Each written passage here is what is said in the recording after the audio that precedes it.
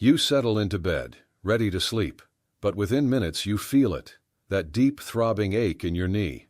It's not sharp pain exactly. It's a dull, relentless discomfort that won't let you get comfortable. You shift positions. You try straightening your leg, you try bending it, nothing helps. And here's the strange part. Your knee might have felt fine during the day, but the moment you lie down and try to rest, the pain intensifies. The stiffness sets in. That grinding sensation gets worse. For millions of people over 60, nighttime knee pain steals hours of sleep every single week. I'm Markus Dexter, and tonight I'm going to show you the one simple mistake most seniors make right before bed that triggers this nighttime knee pain, and the 2-minute fix that can help your knees feel more comfortable through the night. This information is educational and not medical advice. Always consult your doctor about joint pain. During the day, every time you walk, stand, or even shift your weight, your knee joint moves. And that movement is essential because it pumps synovial fluid through the joint. This fluid is like oil in an engine. It lubricates the cartilage, reduces friction, and keeps everything moving smoothly. But at night, when you lie still for hours, that pumping action stops completely. When movement stops, the synovial fluid becomes stagnant. It's not circulating through the joint anymore. At the same time, any inflammation that built up during the day gets trapped inside the joint space. There's nowhere for it to go. The tissues around your knee begin to tighten as they settle into one position for hours.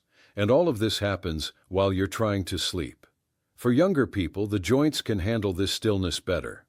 But after 60, the cartilage is thinner, the joint capsule is stiffer, and the muscles supporting the knee are weaker. Add nighttime immobility to aging joints, and you get pain that's worse at night than during the day. This isn't random. It's a predictable pattern that affects millions of seniors. Now here's the hidden cause that almost nobody talks about. Most people over 60 go to bed with cold knees. Not freezing cold, but cooler than body temperature. And cold joints behave very differently than warm joints. When your knee is cold, the tissues inside stiffen faster. The joint capsule loses flexibility. The cartilage becomes less slippery. Think about it this way.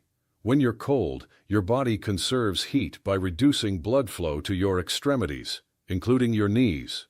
Less blood flow means less oxygen reaching the joint tissues. It means less nutrient delivery to help with repair. And it means the synovial fluid becomes thicker and less effective at lubricating the surfaces inside your knee. But there's another piece to this. Inside your knee joint, there are pain-sensing nerves embedded in the tissue. When the joint is cold and stiff, these nerves become more sensitive. They send stronger pain signals to your brain, even if nothing else has changed. This is why a knee that felt manageable during the day can suddenly feel unbearably achy at night. So here's what's happening.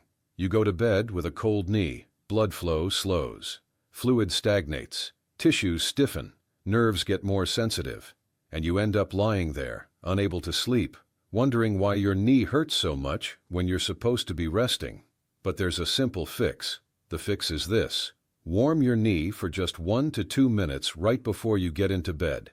Not during the day, not an hour before sleep, right before you lie down. This small window of warmth makes a significant difference in how your knee feels through the night. You have several options.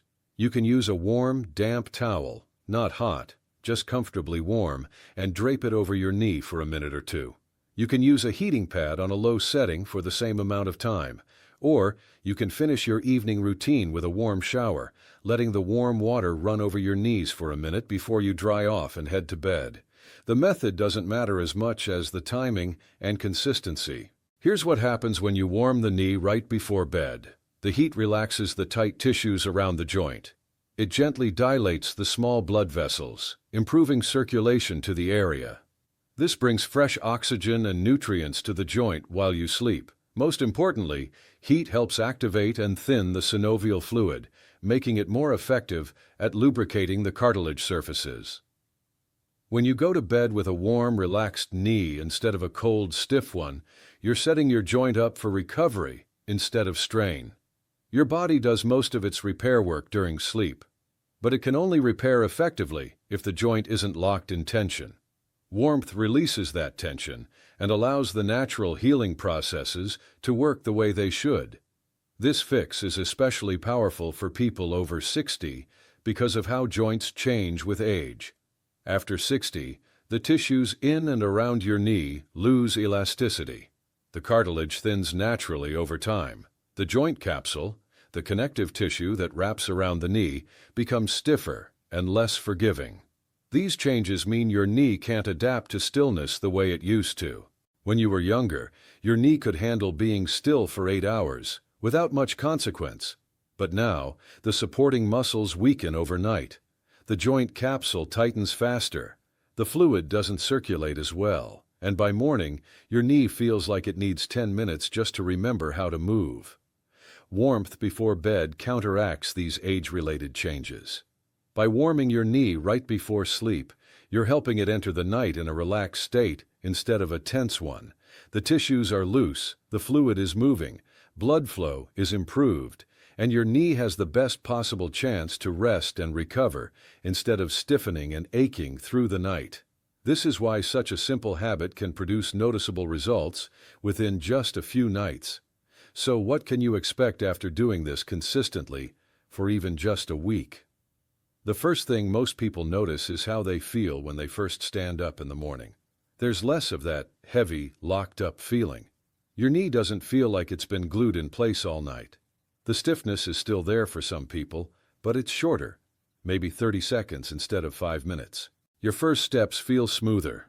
There's less of that grinding, catching sensation when you bend your knee.